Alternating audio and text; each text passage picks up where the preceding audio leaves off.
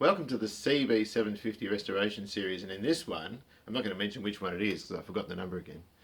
In this one I have Aldi noodles. My wife's at work, my oldest daughter's at work, my youngest daughter and son are at Eastland at the shop, and so I'm here alone so I can sort of concentrate. When I shoot these things I do half an hour, then go inside.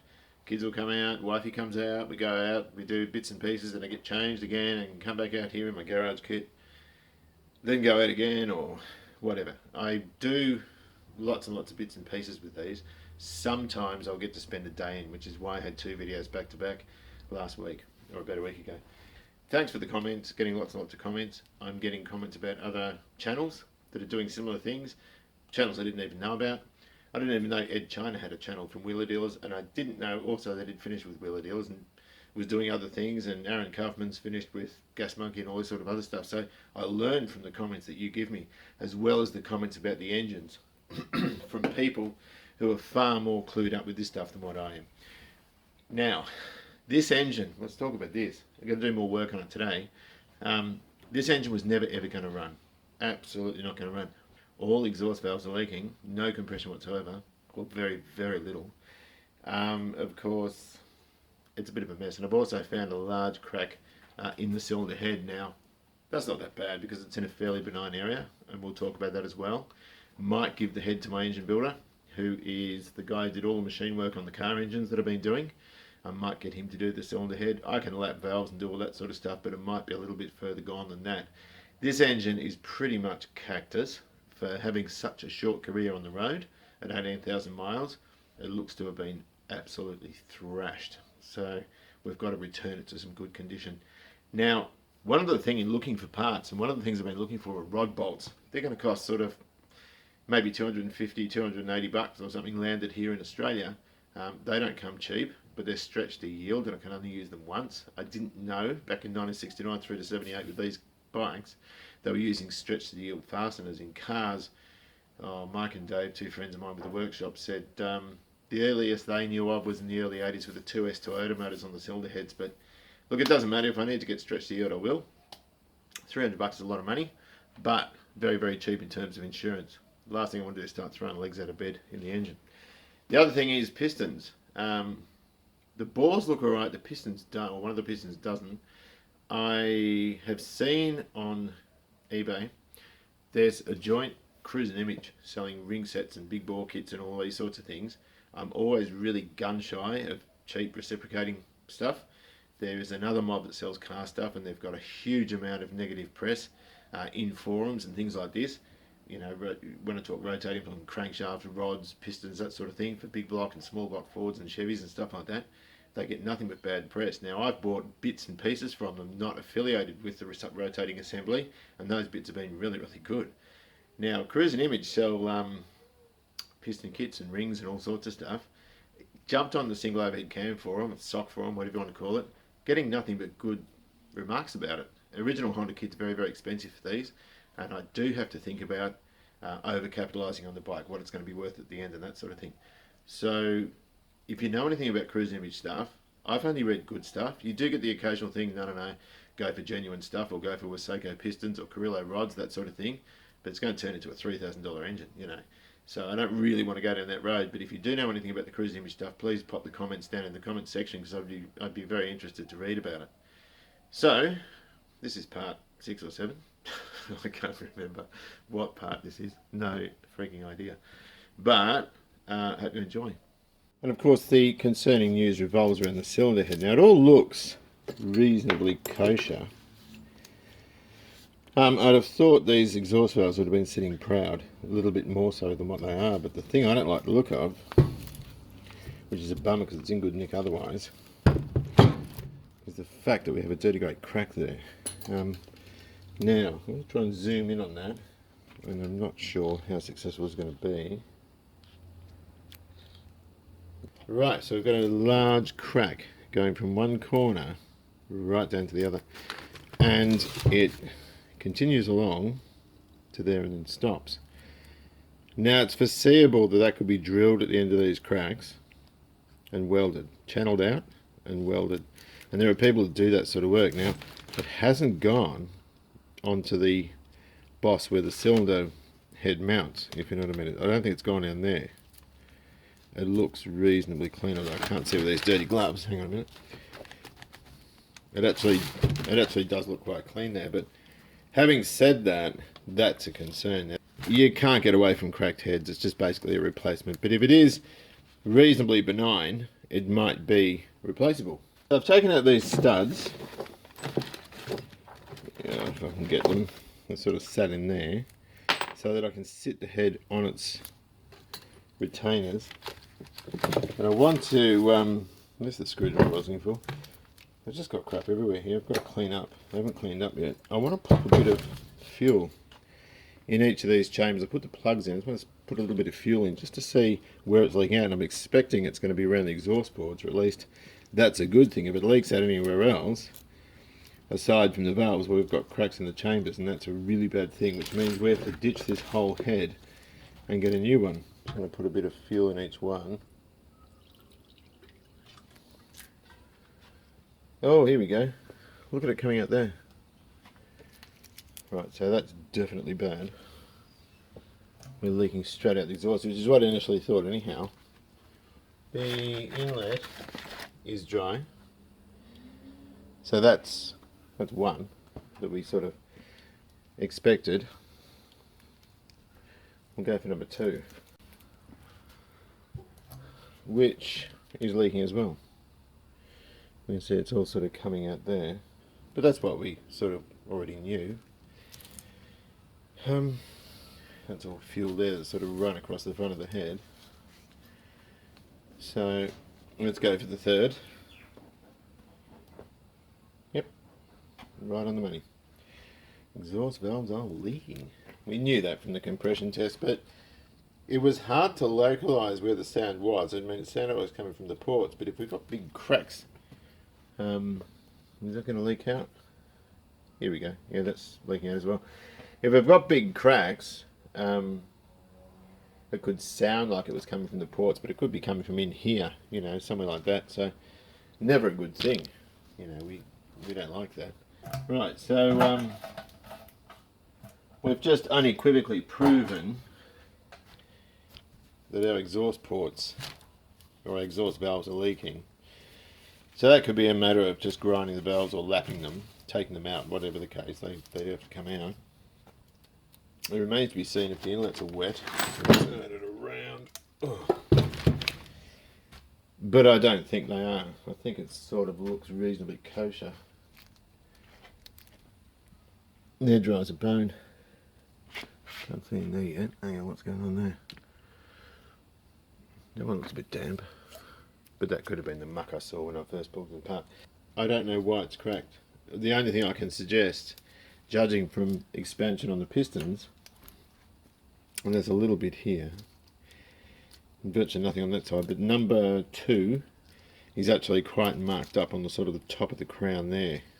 And I can only assume that this thing's been getting massively hot. So I still reckon, one guy said it's not a burnout bike because the tyre's too smooth. But I reckon it is. The way the sprocket's bent over, the tyre's completely bald. When you have 18,000 miles, swelled up pistons and cracked heads, I'm tipping this has definitely been really abused at some point. But at the end of the day, if that's all it is, then we're still not in a bad position. Now, I'm not going to spend any great time out here today. I sort of want to take the children out, and I've got some cleaning up and all that sort of stuff to do inside as well. So I've been thinking a little bit differently, and I wanted to remove these 2 studs here, these 2 long ones, and these 2. And so I could access the fronts of all the pistons. So I can put a ring compressor on 2 at one time, if you know what I mean. So have it so these 2 center ones are up, then lower it onto these 2 outer ones. Now, the problem with that, I've tried to lock 2 8x1.25 nuts and try and get them out that way. It hasn't worked. And I've tried to grab them around the bottom with some vice grips and very gingerly sort of pull it, but it seems that they're stuck in there. We have a hardened steel stud on an alloy casing, so there's 2 different metals. There could be a little bit of electrolysis going on, and they're stuck in there. Now, I don't want to take them out, really, if it comes down to that. The outer ones I can get to with a compressor from the outside, right, from either of the outside parts. And I'm just going to have to toil either from inside here or from the fronts, if you know what I mean. So let's go in like that. So it's all good. We'll work it out. Took a piston off, and it's to be expected. It's just a standard bore. I've just sort of wire brushed the top of it off. It's just a stock bore. That means front. Nice little circle so you can pop the piston out. It's all good. Although I've noticed on a couple of the pistons, the rings are absolutely stuck in. And you can see, I don't know if you can see the end gap there, it actually looks pretty good.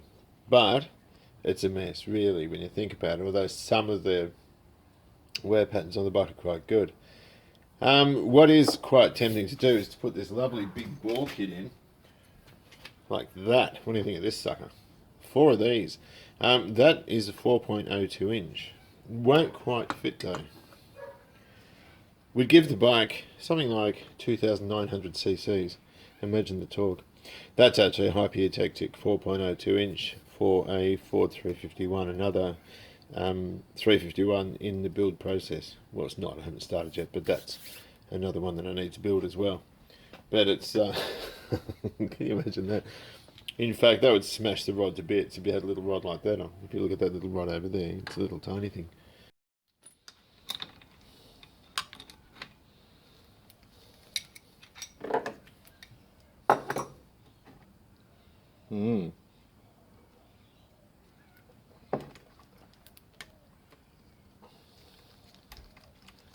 I wonder if that, no, it does.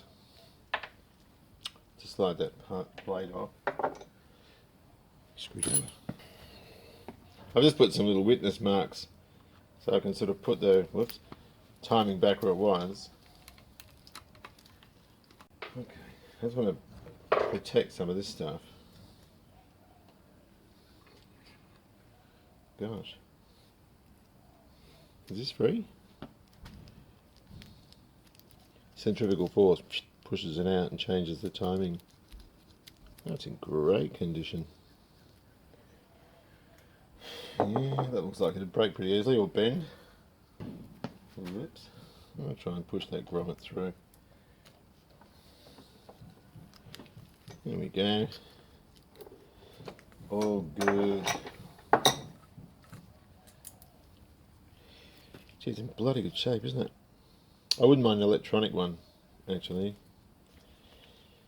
But I think this stuff's the last thing I should be worried about. There's more pressing things on this bike that need to be attended to. Right, so I don't want to split cases or take anything else off until we have this engine cleaned up. Of course, I've gone through and I've cleaned up in here. I also reuse gloves. These are just mangy old gloves, but you get a couple of uses out of them. These are just, I think, $8 for 100 from Coles.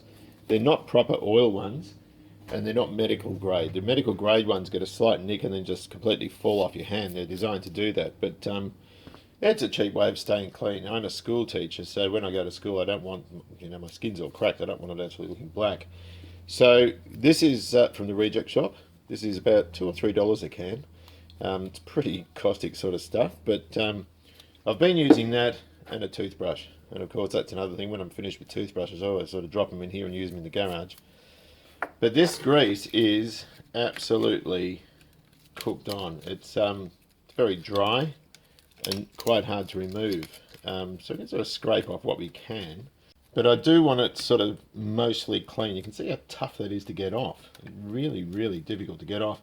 Now the other thing with this is I don't want anything getting in the engine, of course. When I did it the first time, I was sticking my finger over the breather. But by doing it this way with the spritz bottle, sort of spraying it off, you can sort of localize it to a small area and not get all that overspray. It comes out with some velocity and looks a bit like shaving cream. So I'm just being very careful where it goes. So getting back to the task at hand, we can just give it a little bit of a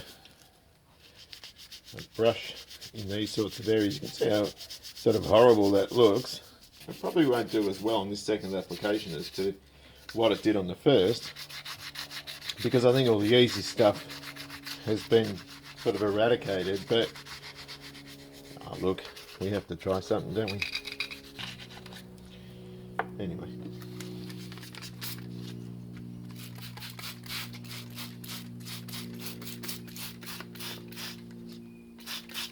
I don't like using high pressure cleaners.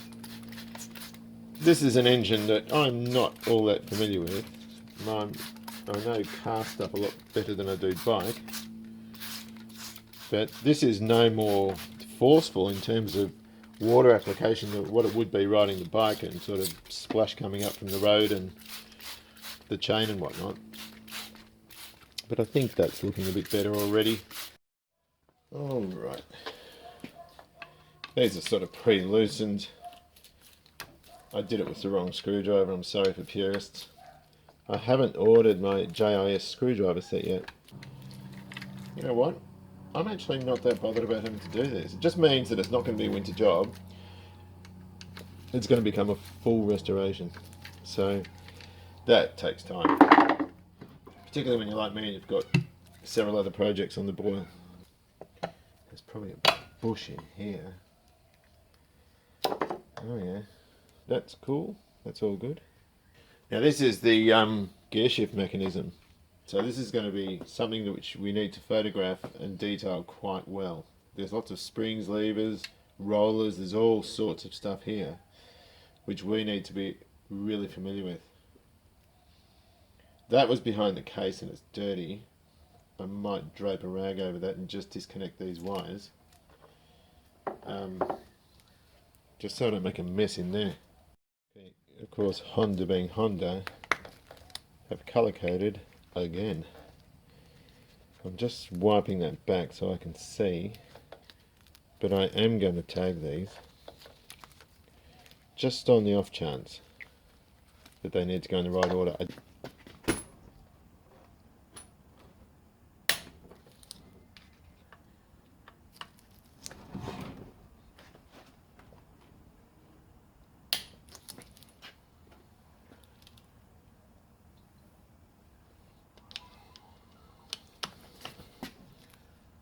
Yeah, at least those ones. What have we got? One down here.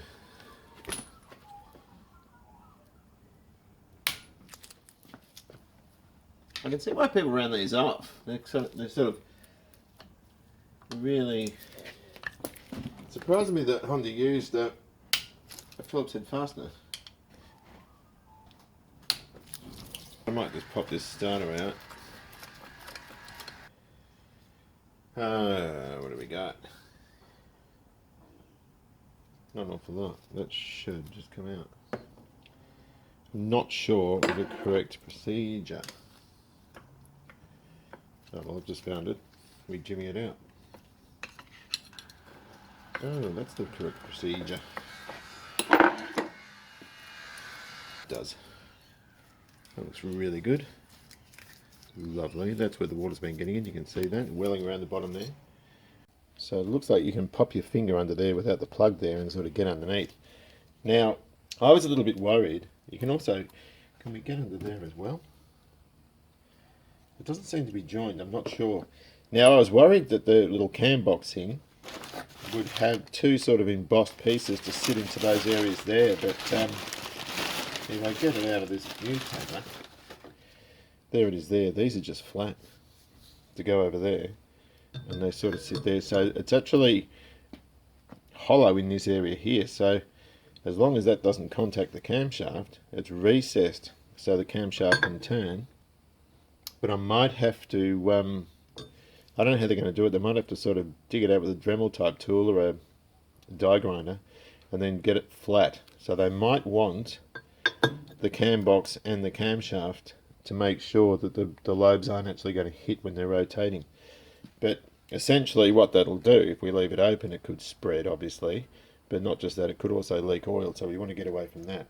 I've just slapped up this reasonably stupid barnyard fence looking thing, but it just means I can press that over the studs and flick the engine over and have it on its top, and it won't damage those studs. It sort of gives it some form of protection anyhow. Let's get this off and have a look. Hopefully I can also hit this from this side in there. There's a sort of a spot there which I reckon I can get to it. Couldn't get to it from the other side, but hopefully this yields a better result. How much oil's coming out? Nothing at the moment. But if I bugger it up, I'll fix it up. So I've already had this off when we got the bike. Yeah, we're still leaking. There you go. This was the one I reused, the gasket I reused with Permatex and so forth. But there's a check I want to do before I split the cases, and that's the final drive chain. It's all dirty, going to clean that.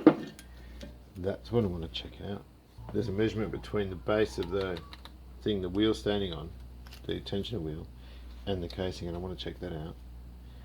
Might pop that oil pump off while I'm doing this so that I can put that away somewhere safe.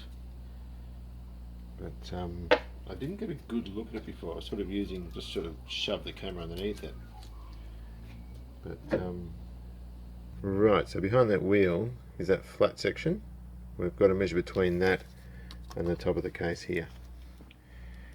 And that'll give us an indication whether we need a new chain or not. I think we're allowed up to 70mm. If I just sort of plonk that on there. Go back there on 68. 68.85. So it's got wear on it. Alright, I'm just going to plug that up for now. This is going to leak everywhere. But anyhow, look, here's the oil pump here. And my intention is to pull this apart and recondition it if it needs to be reconditioned. Judging by some of the condition of this engine, it's going to need it. Judging from others, it might be alright. Whatever the case, I need to pull it apart and check it out. Now, one thing that makes me nervous about these sorts of things is sticking them in vices. You can scratch up mating surfaces and all that sort of stuff. So anything, I'm assuming this is a pressure relief valve, we can just crack that and just leave it loose for when it comes time to recoat the thing. That way we're not putting it under a lot of duress in a vise or anything like that. It's sort of mounted properly at its home here, and so we can make sure that all those screws or fasteners, bolts, whatever, caps in this case, can all be sort of disassembled nice and easily on the bench. I might also pop that strainer out too, but for the time being I'll take it off and I'll chuck it in a bag. It was quite stuck down. I've just sort of gone under the casing there and just given it a little flick. You don't have to go very hard with this stuff. There's only the 3 bolts holding it on. That should come off now. I think it's just the 3 holding that on. Oops. It'll probably have a spigot on it with an O-ring or something. Just go bloody gently. Here we go. Lovely. Our oil pump. So we'll pull all this down and make sure it is absolutely cool. Because I know it's got oil in it, but yeah, that's very important. I'll better drain that off. Alright, so looking in the engine, we've got the gearbox over here. I'm going to try and hold that as well.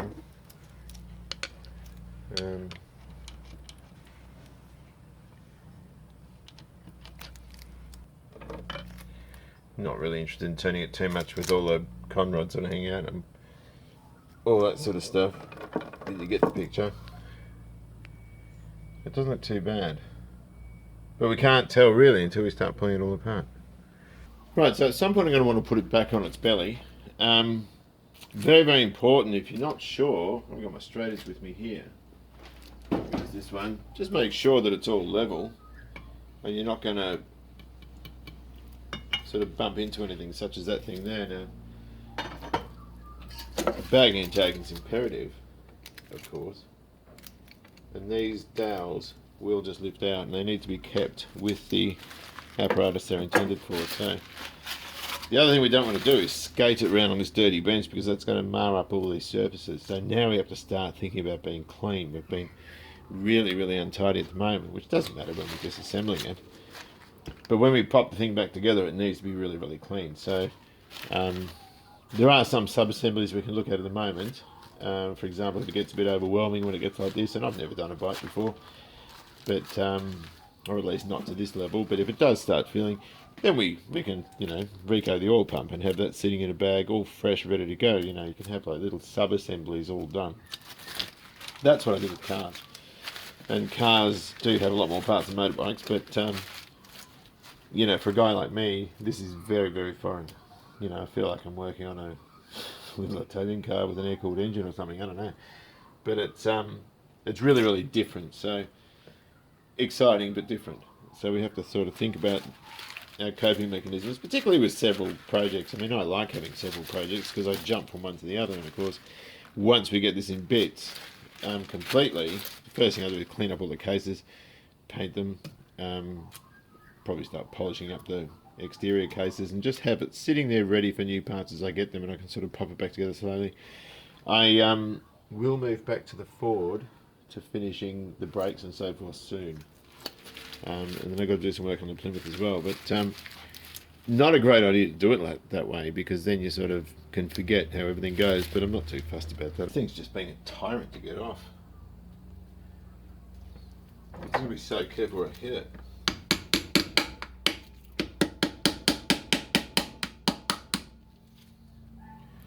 Really, really nervous about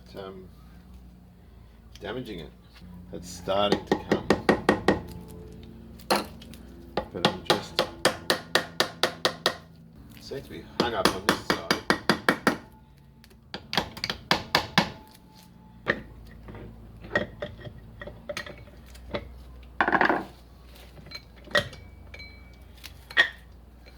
Right. That's just stator and so forth. Let's put this down somewhere. Actually, I'll take that out. That goes in there. We're getting close. I've just popped that SIR out there, which holds the neutral switch in. I think these just lift down, I'm not sure. There we go. Similar sort of thing to the reverse light switch on the XC. So I'll pop that in the bag too. It's got a rubber that may have stayed in the casing. Yes, it has. Oh, it's just an O-ring. I dare say the gasket kit will have one of those anyway, but I'll pop it back there for now.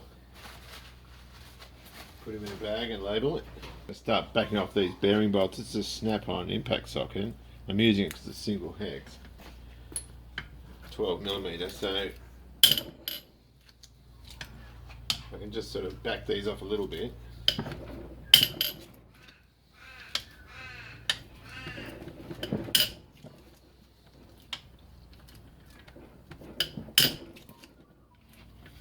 I've seen the bearing markings on the casing. It's BBBBB. They're all B's.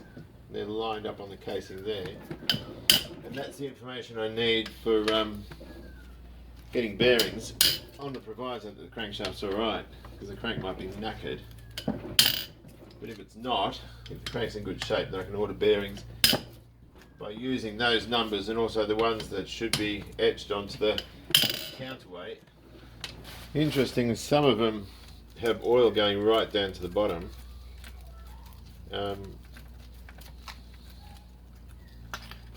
Like that, and it's old oil. This one here I pulled out, whereas there was all new oil. So these all, I'm not going to plate these. I'll just clean them up on a buff. I don't want to compromise their strength. This one's even, it looks like it's had water down it. It's not water, but there's some sort of oxidization. You do get some electrolysis between different metals. Of course, we've got aluminium and also hardened steel. I can't see. I would imagine they'd be sort of grade 5 around there, but it's very difficult to say. Yeah, some of these are longer than others. These two centre ones, I think, are longer. These sit lower in the casing. These ones sit prouder, so I imagine the centre ones are longer. So there's two long ones and they're shanked, or they're stepped in, they're shanked. The others are straight. So they're the centre ones. That's easy enough to remember, I'm not worried about that. Of course, now we'll go around and take out the 6mm ones. So again, lower case, we'll bag the lower and upper case ones separately, just so we know without any shadow of doubt where they came from. I might be getting the thing back together. don't think I've ever split the case on a bike.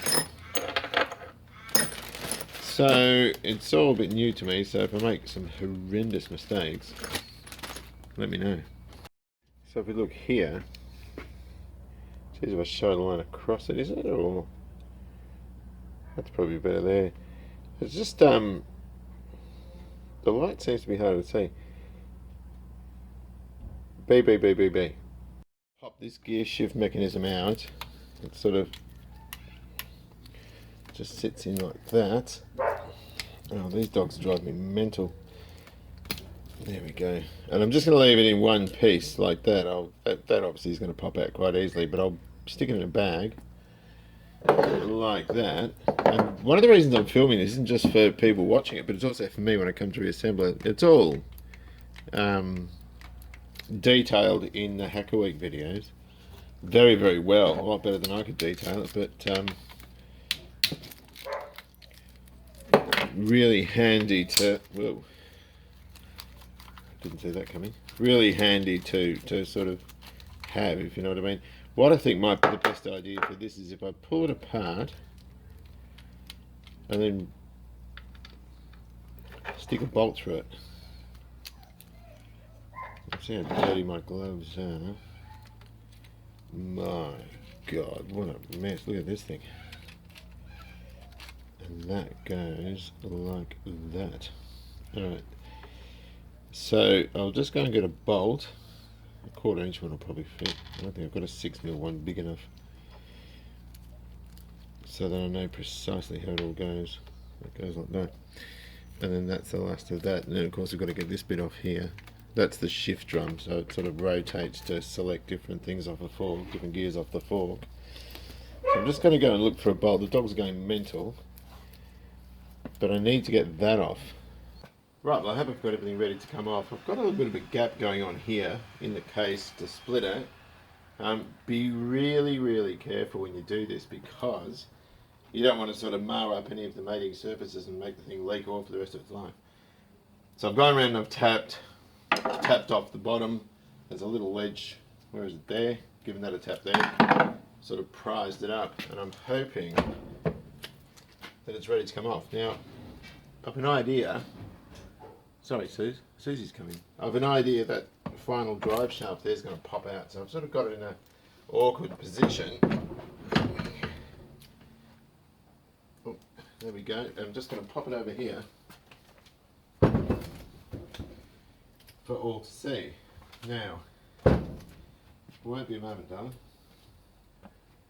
And the first thing I'm looking at is crank journals, because that's the thing I'm worried about. So, we'll just clean up. We'll have a bit of a better look. I think that looks pretty peachy, really. I might change those final drive chains, but all things considered, what I'm worried about are these bearings. I'm petrified about what condition they're going to be in. So I might just pop off some caps and have a look. So I've just rotated this and you can see, where's that rag? They look really, really good. Yeah, excellent, that looks really good. As far as gears are concerned, not bad at all. Not bad at all. If we go over here, our bearings have got wear on them, but that's cool because I'm going to change them. But that looks really, really, really good. So that's a huge relief. And those bearings look pretty peachy as well. Excellent. That's really, really good. I'm happy with that. So, of course it's dirty, but that's why I've split it, to clean it all out. There's a bit of snot down here. What's this? That is horrid. I don't know what that is. Anyway, so far so good. Right, so I've popped this con rod off here. Absolutely lovely. So the bearing journals are fine. I've checked all the others. They're only held on with one nut because the offending articles, these little guys here, are torque to yield, and so they're just sort of pushed into the big end. They're not pressed in. So in replacing them, you don't need to get your rods resized. Bearings. Whoa. I mean, you'd be tempted to reuse those, but I'm not going to. It's just not worth the risk. Of course, these are numbered, but there's an H on the front and a number on the back, but they're sort of numbered in such a way that they don't make any sense. So there's a 1 there, a 3 there, a 2 there, and I think it was a 1 there as well. So that's about it for this one. We've got the cases split, we've got good news, we've got not so good news. The not so good news is we've got to change these over. So I'll change those and I'll change the timing chain as well. Strip all this stuff out, get the case completely cleaned. I won't hydroblast it because apparently, that's still full of oil. I won't hydroblast it because apparently little microbes of glass can get caught in the galleries and that sort of stuff, so I'm not interested in doing that. But for the meantime, thanks very much for watching. Enjoy Classic, and I'll see you later.